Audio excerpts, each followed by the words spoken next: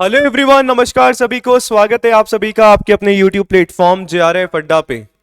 आज मैं और जूही मैम एक बहुत ही इंपॉर्टेंट सेशन आप सभी के लिए लेके आए हैं, आप सभी के सामने आए हैं। एज यू ऑल नो, 15 से भी कम दिन हमारे पास जो है बचे हैं हमारे यूजीसी नेट दिसंबर साइकिल 2024 एग्जामिनेशन के लिए, जो कि 1 जनवरी से हमारे स्टार्ट होने वाले हैं। न्यू ईयर पे बहुत बड़ा धमाका जो है हमें एग्जामिनेशन का इस बार मिला है। अब लास्ट के जो 15 डेज हैं, एज ए स्टूडेंट अगर मैं सोचूं तो बहुत ज़्यादा जो है क्रिटिकल निकलते हैं, क्योंकि एक एक दिन हमारा जो निकलता है और वो जो एक एक दिन जो आपका बढ़ रहा है वो आपके एग्जामिनेशन को कहीं ना कहीं जो है बहुत ज़्यादा करीब लेता आ रहा है। तो इस पर्टिकुलर टाइम में जो है एंग्जाइटी बिल्कुल बढ़ जाती है, डिप्रेशन एक सिचुएशन कहीं ना कहीं आ जाती है, कंफ्यूजन भरा सिनारियो हो जाता है कि क्या करे क्या नहीं करे। तो कुछ सवाल हैं आज मैम मेरे as a student point of view, फिर डेफिनेटली आपको ही मौका मिलेगा क्वेश्चन पूछने का, सो दैट एक स्टूडेंट को हम लोग एक एक मोटिवेट कर पाए, एक गाइड जो है उनको प्रोवाइड करवा पाए, सो दैट लास्ट मोमेंट पे हमारे जो एक्सपीरियंसेस रहे हैं वो आप सभी के सामने हम लोग शेयर कर पाएं। पर यस, उससे पहले चैनल पे अगर पहली बार आए हैं तो चैनल को सब्सक्राइब जरूर कर दीजिएगा। मेरा नाम है योगेश एंड मैम का नाम है Juhi ma'am, as you all know आपके फेवरेट, जहां पे जूही मैम आप सभी के लिए कम्युनिकेशन पेपर 1 लेके आते हैं, साथ में sociology higher education also and sociology paper 2, और मैं आप सभी के लिए लेके आता हूं मैनेजमेंट पेपर 2 और साथ में पेपर 1 हिंदी मीडियम। चलिए तो शुरू करते हैं आज के सेशन को। मैम मेरा पहला सवाल आपसे, पहला सवाल मेरा है कि 15 दिन है मेरा, ऑलमोस्ट मैंने पेपर 1 का सिलेबस कर लिया है, पेपर 2 का भी मेरा सिलेबस चलो ठीक है चल ही रहा है, बैलेंस नहीं हो पा रहा है मैम, और मैं पूरा डिमोटिवेट हो गया हूँ कि मैं पेपर 1 को ज़्यादा टाइम दूँ, पेपर 2 को ज़्यादा टाइम दूँ। तो क्या अभी ऐसी ट्रिक है या कुछ ऐसा आप मुझे बता पाएँ सो दैट मैं बैलेंस कर पाऊँ मेरे पेपर 1 एंड पेपर 2 को। ये मुझे दे दो। बिल्कुल। तो जैसे हम लोग सभी के साथ आई थिंक ये सिचुएशन आती है कि पेपर 1 को इतना टाइम देना है, पेपर 2 को कितना टाइम देना है, कैसे दोनों को साथ में हमें लेके चलना है। तो देखो, सबसे पहली बात है आपको ये पता है कि पेपर 1 का वेटेज आपका कितना है, पेपर 2 का वेटेज आपका कितना है। पेपर 1 में हमसे 50 क्वेश्चन पूछे जाते हैं, पेपर 2 में हमसे 100 क्वेश्चन पूछे जाते हैं। तो जाहिर सी बात है थोड़ा सा आपको जो टाइम है अपने पेपर 2 को देना पड़ेगा, क्योंकि अल्टीमेटली आपको उसी में ही ज़्यादा स्कोर करना है, क्योंकि वेटेज उसका ज़्यादा है। अब बात ये आती है बैलेंस कैसे करें। तो देखो, आपको थोड़ा सा अपना जो टाइम है वो डिवाइड कर लेना चाहिए सर हमें। जैसे मैंने जो किया था मेरी प्रिपरेशन के टाइम में, कि मॉर्निंग स्लॉट मैंने अपना पेपर 1 को दिया था कि मुझे 2 से 3 घंटे मॉर्निंग में सिर्फ पेपर 1 को देने हैं, और जो भी इसका पूरा रिवीजन है वो मैं मॉर्निंग में पेपर 1। फिर मेरा जो इवनिंग स्लॉट है वो मैंने पेपर 2 को दे दिया कि मुझे 4 to 5 आवर्स इवनिंग में अपने पेपर 2 को देने हैं। और जो मेरा दिन का टाइम है, जैसे बहुत लेजी फील होता है, हमें पढ़ने का मन नहीं होता, तो उसमें मुझे कुछ ऐसा करना है कि मेरा दिमाग चले, मैं ज़्यादा एंगेज रहूँ, मल्टीपल सेंसेस मेरे इन्वॉल्व हो। तो उस टाइम पे मैंने डिसाइड किया कि मुझे DI करना है, कि एक क्वेश्चन नहीं होता तो मेरा दिमाग खुल जाता है, यार ये हो क्यों नहीं रहा। हमारे हाथ एंगेज रहते हैं। दिन में मैं जनरली जो अवॉइड करती हूँ, वीडियोस देखना मुझे नहीं पसंद आता, क्योंकि लंच के बाद काफ़ी नींद आती है, वो सिचुएशन होती है। तो दिन में क्वेश्चंस आप लोग सॉल्व करो, मॉक टेस्ट दे सकते हो, ये चीज़ हमें करनी है। बट ये है कि आप अपना जो टाइम है अलग अलग एलोकेट कर सकते हैं, तो वो आपको काफ़ी हेल्प करेगी। पर मैम प्रॉब्लम ये है, आपने बताया कि मॉर्निंग में पेपर 1 इवनिंग में पेपर 2, पर मैं तो वर्किंग पर्सन हूँ, तो मेरा तो जैसे 6 से 7 घंटे जैसे पार्ट टाइम में मैं काम कर रहा हूँ, तो मेरा उसमें जाता है। Then how will I manage, क्योंकि मेरे को एग्ज़ाम, मैंने पढ़ाई भी करी है पिछले 6 महीने, मेरे को एग्ज़ाम भी क्रैक करना है, तो what should I do.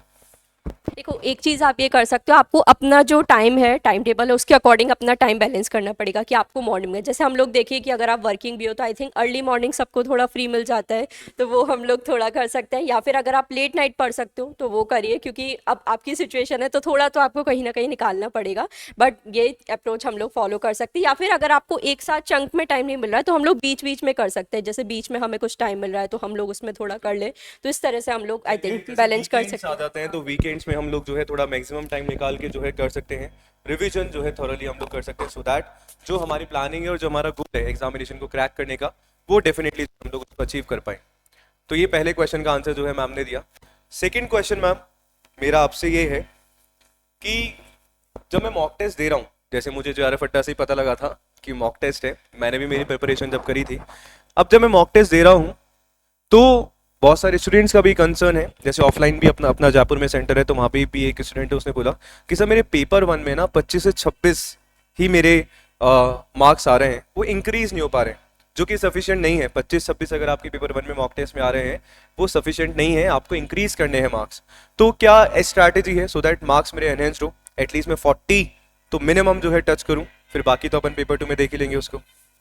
Sir इसमें ये करना चाहिए, सबसे पहले तो अपना मॉक टेस्ट हम लोग एनालिसिस करें, जैसे जो भी आपने मॉक टेस्ट दिया है कितने क्वेश्चन आपके सही हो रहे हैं कितने गलत हो रहे हैं, प्रॉपर आपको उसके, अगर आपको ज़्यादा टाइम भी लग रहा है तो मुझे लग रहा है वो देना चाहिए, एटलीस्ट एक बार तो आपको पूरा थॉरोली से एनालाइज करना चाहिए कितने क्वेश्चन मेरे गलत हो रहे हैं, कहाँ से गलत हो रहे हैं वो चीज़। फिर आप ये देखो कि कौन सी ऐसी यूनिट है कहाँ पर आप स्कोर इंप्रूव कर सकते हो, जैसे बच्चे बोलते हैं कि मुझे ये नहीं हो रहा ये नहीं हो रहा, तो आप अगर वो नहीं हो रहा है, सपोज कोई भी टॉपिक है कि मुझे आईसीटी में न्यूमेरिकल्स नहीं आ रहे, तो आप वो टॉपिक छोड़ के पहले बाकी देखो कि बाकी टॉपिक फिर कौन से ऐसे हैं जिसमें हम अपना स्कोर इंक्रीज कर सकते हैं। हाँ, फोकस ऑन दोज टॉपिक्स जहाँ पे हमें लगता है कि हमारा जो कोर टॉपिक है जिस पे हम अच्छे से कमांड हमारी है उस पे ज़्यादा फोकस करें, रैदर देन लास्ट के 15 डेज में कुछ नया टॉपिक उठा के हम लोग पढ़ रहे हैं।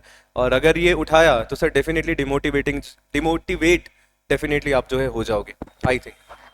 और ये चीज़ है वही सेम चीज़ कि अपनी स्ट्रेंथ और वीकनेस पता होनी चाहिए, अगर ये मेरी स्ट्रेंथ है तो अपनी स्ट्रेंथ को और भी ज़्यादा हम लोग डेवलप कर सकते हैं कि उसमें चलो रिसर्च अगर मेरा बहुत अच्छा है तो रिसर्च को आप और भी ज़्यादा अच्छा लेके जाओ कि उसमें एक भी क्वेश्चन गलत ना हो। और जो बच्चे बोलते हैं कि मैम मैथ्स और डीआई नहीं हो रहा है, सबका मेन फियर होता है कि वो हमें कम्प्लीटली छोड़ देना चाहिए सॉरी, तो आई डोंट थिंक ये राइट अप्रोच है कि आप मैथ्स और डीआई को कम्प्लीटली छोड़ दो। अगर 5 क्वेश्चन नहीं हो रहे हैं इट्स ओके, एटलीस्ट 1 या 2 क्वेश्चन भी आप वहां से सही करने का ट्राई करो, क्योंकि वो एक दो क्वेश्चन भी अगर आप हर यूनिट से निकाल लेते हो तो वो आपको हेल्प करेगा। और उसके लिए मॉक टेस्ट प्रैक्टिस करते रहना, ऐसा नहीं है कि हम लोग मार्क्स नहीं आ रहे हैं तो मॉक टेस्ट देना छोड़ दे, नहीं, आप जितना मॉक टेस्ट दोगे जितना अपनी पूरा एनालाइज उसे करोगे आपको खुद समझ में आएगा कि यार ये टॉपिक ऐसा है जिसमें मैं इंप्रूव कर सकता हूँ या कर सकती हूँ, तो डेफिनेटली आपका स्कोर भी इंप्रूव। बिल्कुल, मैथ्स डीआई से मुझे याद आया, जैसे मैं मैथ्स डीआई थोड़ा बहुत पढ़ा लेता हूँ, तो क्या नाम है, मुझ में हमेशा चाहे ऑफलाइन की बात हो चाहे ऑनलाइन क्लास में हमेशा बोलता हूँ मुझे पता है डीआई फिक्स है, आना ही आना है ना।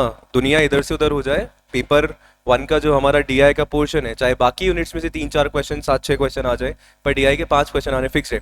आई ऑल्सो डू अंडरस्टैंड कि जो ह्यूमैनिटीज वाले बैकग्राउंड है, जिसका नॉन मैथ्स बैकग्राउंड स्टूडेंट्स है, उनका थोड़ा मैथ्स डीआई वीक होता है, पर मेरे को ये भी पता है और आप लोग भी जानते होंगे कि सर हमने कभी ना कभी तो मैथ्स सॉल्व करी है, तो इतना कुछ हमारी बैंकिंग और एसएससी लेवल का हमारा जो है मैथ्स नहीं आता है। यूजीसी नेट लेवल वाला मैथ्स है जहाँ पे क्वेश्चंस हमारे आते हैं, सर्टेन टॉपिक्स हैं, जैसे परसेंटेज हो गया, ठीक है, उसको अच्छे से प्रिपेयर कर सकते हो, रेशियो हमारा हो गया, आपका एवरेज हो गया, प्रॉफिट एंड लॉस हो गया, इसके अलावा आपके डिस्काउंट वाले वो प्रॉफिट एंड लॉस में आ जाते हैं कॉन्सेप्ट, इसके अलावा ट्रेन रिलेटेड क्वेश्चंस आपके हो गए, बोट एंड स्ट्रीम वाले क्वेश्चन हो गए, तो सर्टेन टॉपिक्स हैं एग्जामिनेशन में पूछे जा रहे हैं। और 5 क्वेश्चन अगर डीआई के हम अगर टारगेट करके जा रहे हैं जो कि आपको 10 नंबर दिला रहे हैं, मैं बोल रहा हूँ चलो एक ना एक क्वेश्चन में हम डीआई का ऐसा टकराता है तो नहीं हो पाता सॉल्व, कोई बात नहीं, समझ में आता है, पर 4 क्वेश्चन का तो हम लोग टारगेट ले रहे हैं जो आपको 8 नंबर दिला रहे हैं। और 8 नंबर का मैं मुझे लगता है कि कोई कोई पेपर 2 में नेट और जेआरएफ का डिफरेंस 8 नंबर में हो जाता है, तो ये अभी चीज नहीं करनी है, ट्राई करो, एटलीस्ट कुछ तो अपन करके आए, बिल्कुल छोड़ के नहीं आना है, ये मेरा पर्सनल ओपिनियन है। और पैटर्न अभी वो बदल गया है कि आप कुछ एक्सपेक्ट ही नहीं कर सकते हो कि आप कुछ छोड़ के जा रहे हो और फिर आपको लग रहा है कि आपका जेआरएफ हो जाएगा, ये हार्श रियलिटी है मैम, इसको जितनी जल्दी एक्सेप्ट कर ले उतना जल्दी मुझे लगता है बेटर है। बिल्कुल। और सर एक क्वेश्चन मेरा भी है कि इस टाइम स्टूडेंट्स ऐसे हो जाते हैं कि अब लास्ट 15 डेज है, बहुत पैनिक की सिचुएशन में हम लोग आ जाते हैं कि यार ये भी करना है ये भी करना है, पेपर 1 पेपर 2, तो बहुत एंग्जाइटी डिप्रेशन वाली सिचुएशन है, तो उसको कैसे हैंडल करें, आई थिंक इसका जवाब हम सब जानना चाहते हैं। बिल्कुल मैम, बिल्कुल, क्या है, मैं इंडियन लॉजिक पढ़ा पढ़ा के बहुत ज़्यादा वो हो गया, तो मैं बता देता हूँ, देखो सीधी सी बात है, जब हम लोग स्टूडेंट थे तब भी हमारा ये था, इवन अभी जब यूजीसी नेट का एग्जामिनेशन है हमारे पे भी बहुत ज़्यादा डिप्रेशन वाली सिचुएशन है कि कैसे क्या सिचुएशन हम लोग हैंडल करें। बट यस, देखो सबसे इंपॉर्टेंट बात ये है, डिप्रेशन और एंग्जाइटी हमें आता क्यों है, क्योंकि मैम मुझे लगता है कि हम लोग जो है रिजल्ट पे फोकस करते हैं उस पर्टिकुलर टाइम पे, और मेरा पॉइंट ऑफ व्यू क्या बोलता है कि आप रिजल्ट पे फोकस मत करो, आप फोकस करो अपने कर्म पे, and your karma is what you have to do now. अभी आपको मैक्सिमम पढ़ना है, मैक्सिमम अपनी प्रैक्टिस करनी है, मैक्सिमम मॉक टेस्ट आपको लगाने हैं, जो रिजल्ट आएगा वो ईश्वर की इच्छा है, जो भी है we will have to accept that. But yes, अभी हम रिजल्ट के बारे में सोच रहे हैं कि पता नहीं क्या होगा, मेरा जेआरएफ होगा या नहीं होगा, इसमें नंबर कम आया तो क्या होगा। मुझे लग रहा है अगर 2-3 मिनट भी इसके बारे में अपन सोच रहे हैं तो मुझे लग रहा है 2-3 मिनट वो खराब हो रहे हैं, इट्स बेटर कि अपन उस 2-3 क्वेश्चन हम लोग कर लें। तो वो चीजें हो क्यों रही है, इसका रीजन जो है कि हम लोग रिजल्ट ओरिएंटेड पढ़ाई कर रहे हैं। रिजल्ट ओरिएंटेड पढ़ाई मत करो, सीधी सी बात है सर, खुद के लिए पढ़ाई करो, और मुझे लगता है कि हम लोग जो है फ्यूचर असिस्टेंट प्रोफेसर और फ्यूचर टीचर्स बनने वाले हैं। मुझे एक मेरे टीचर ने मैम बहुत बढ़िया बात बोली थी कि हमें जिंदगी में पढ़ना ऐसा चाहिए कि हम सामने वाले को पढ़ा सके, और शायद मैंने वैसे पढ़ा सो दैट मैं आप सभी को पढ़ा पा रहा हूँ। तो केवल खुद के लिए नहीं, आप 50 लोगों को भी समझा सके, उस अप्रोच से चलोगे। ना केवल इसके लिए कि सर मेरे को ओनली जेआरएफ चाहिए, ऑफ कोर्स गोल तो हमारा वही है, पर रिजल्ट के बारे में अभी मत सोचो, क्योंकि सोचोगे सर मन में बहुत गलत नेगेटिव जो है आपके पास थॉट्स आएंगे और उनसे केवल और केवल हमारा टाइम वेस्ट ही होगा। तो मुझे लगता है कि अभी इन बातों के इस बारे में सोचने से अच्छा है कि अपन अपने कर्म पे ध्यान दें। और श्रीमद् भगवत गीता में भगवान श्री कृष्ण ने कहा है कि सर कर्म पे फोकस करो, रिजल्ट जो होगा वो देखा जाएगा जो भी है, पर अभी ईमानदारी से अपना कर्म करोगे तो सर रिजल्ट आपका बिल्कुल ऑनेस्टी के साथ ही आने वाला है। तो ये मेरा छोटा सा आंसर था मैम। एक दो क्वेश्चन और है, सेशन को अपन ज्यादा लंबा नहीं लेंगे। जैसे मैं बात करूं आपसे, मॉक टेस्ट लगाने जरूरी है क्या मैम? जैसे बहुत सारे जो स्टूडेंट्स हैं वो बोलते हैं कि सर जैसे हम तो वर्किंग पर्सन है, अभी बहुत ज़्यादा काम वाम है, दिसंबर में क्लोजिंग का भी टाइम होता है, जो कॉर्पोरेट वाले होते हैं, ठीक है, हम कॉमर्स मैनेजमेंट वाले तो जान सकते हैं उसको, तो मैनेज नहीं हो पा रहा टाइम। मॉक टेस्ट 3 घंटे का है, पेपर 1 प्लस पेपर 2 का, मुझे मिल ही 4-5-6 घंटे होते हैं। तो क्या सच में ज़रूरी है मॉक टेस्ट लगाऊं या नहीं लगाऊंगा तो भी काम चल जाएगा मेरा? देखो first of all mock test लगाना आई थिंक बहुत ज़्यादा ज़रूरी है, बट अगर आप वर्किंग हो तो आई थिंक ये चीज़ हम लोग कर सकते हैं कि डेली मॉक टेस्ट ना करें। अगर उतना टाइम हमें नहीं मिल रहा है तो ऐसा आप कर सकते हो कि एक दिन हमने मॉक टेस्ट दिया, 3 घंटे आपके पास, जैसे 3 या 4 घंटे, तो आप 3 घंटे में मॉक टेस्ट दो। और मैं तो ये बोलूँगी जैसे मैंने अपनी प्रिपरेशन के टाइम पे फॉलो किया था कि ऑल्दो मैं कहीं काम नहीं कर रही थी, बट मॉक टेस्ट अपना 2.5 घंटे में कंप्लीट करो। तो उससे क्या है, एक तो ये भी होता है क्योंकि मॉक टेस्ट में तो फिर भी हमें पता है कि थोड़े बहुत फैमिलियर क्वेश्चन भी है, और वो उतना उतना चाहे हम लोग कितना भी रियल एनवायरनमेंट क्रिएट करने की कोशिश करें, बट फिर थोड़ा कंफर्ट लेवल रहता है जब घर पे मॉक टेस्ट देते हैं। तो मैंने ये किया था कि मॉक टेस्ट मुझे अपना 2.5 घंटे में सॉल्व करना है। तो उससे ये है कि एक तो आपकी स्पीड इंक्रीज हो गई, और इससे आपका ये फायदा होगा कि जब मेन एग्जाम होगा तो वहाँ पर भी हम लोग टाइम से पेपर खत्म कर ले, क्योंकि आपको पहली वो हैबिट है कि मुझे 150 क्वेश्चन 2.5 घंटे में करने हैं। तो आपका टाइम भी सेव होगा और ये आपकी प्रैक्टिस भी इंप्रूव होगी। दूसरी चीज़ आप ये कर सकते हो कि एक दिन आपने मॉक टेस्ट दिया, फिर दूसरे दिन आप रिवीजन कर लो, तो डेली मॉक टेस्ट भी ना हो और मतलब आपका रिवीजन का भी टाइम मिल जाए, क्योंकि रिवीजन भी उतना ही इंपॉर्टेंट है। अगर आप सिर्फ मॉक टेस्ट देते जा रहे हो, एनालाइज नहीं कर रहे हो, तो वो भी एक प्रॉब्लम होगा। टाइम वेस्टिंग है। बिल्कुल। तो इसलिए आप एक दिन मॉक टेस्ट दे सकते हो, फिर रिवीजन कर सकते हो, और इस तरह से हम लोग प्रिपेयर अपना कर सकते हैं। बिल्कुल बिल्कुल। तो इन शॉर्ट कंक्लूजन तो यही है सर, मॉक टेस्ट जरूर देना है।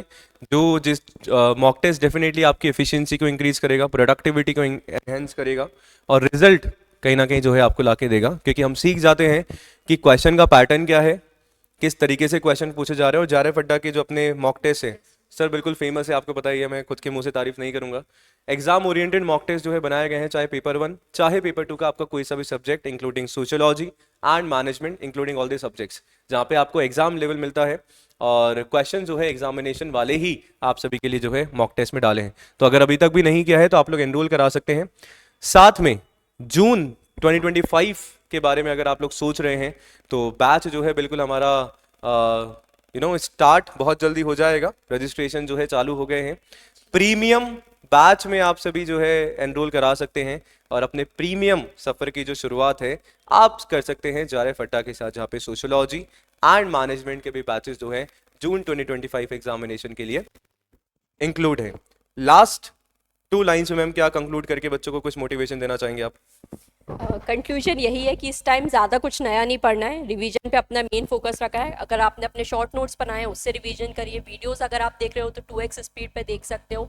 बाकी क्वेश्चंस जितना हो सके प्रैक्टिस करिए, पीवाईक्यूज पर ज़्यादा फोकस रखिए, क्योंकि अभी तक आपने जितने क्वेश्चन कर लिए, बट एनटीए किस तरह के क्वेश्चन पूछा है वो हमें करना है। दूसरी बात, स्टे मोटिवेटेड, ये कोई एंड नहीं है लाइफ का यूजीसी नेट एग्जामिनेशन। इसके अलावा भी अगर आप क्लियर भी कर लेते हो तो भी आपको बहुत कुछ करना है। तो मुझे लगता है कि यूजीसी नेट एग्जामिनेशन क्लियर अपन करते हैं तो फर्स्ट स्टेप पे अपन आते हैं अपने असिस्टेंट प्रोफेसर जर्नी को स्टार्ट करने में। तो पहली सीढ़ी है, दिक्कतें तो आएंगी, परेशानी आएंगी, बट यस हमें देखना है कि हमें इन हर्डल से और इन ऑब्स्टिकल से कैसे पार जाना है, और हमें जे फॉर जेआरएफ और जे फॉर जनवरी में हमें अचीव करना है, सेलेक्ट करना। और ये जो न्यू ईयर है सिलेक्शन वाला हमारा होने चाहिए। इसी थीम के साथ हम लोग भी आपके लिए क्लासेस लेकर आ रहे हैं, तो चैनल को भी आप बिल्कुल फॉलो कर सकते हो। So all the very best for your preparation. Thank you. बिल्कुल, थैंक यू सो मच। और अगर कोर्सेज में एनरोल करवाना चाहते हैं, जेआरएफ अड्डा एप्लीकेशन डाउनलोड कर सकते हैं एंड वेबसाइट पे जा सकते हैं। वेबसाइट पे जाएंगे, कोर्सेज पे आप जाएंगे तो नेट जेआरएफ सेलेक्ट करेंगे तो यहाँ पे आपको पेपर 1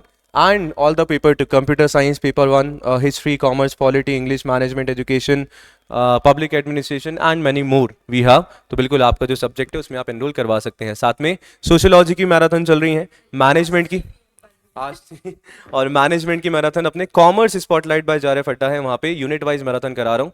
एग्जाम ओरिएंटेड क्वेश्चन है, जरूर से जाके देखिएगा. धन्यवाद, शुक्रिया, थैंक यू सो मच, धन्यवाद.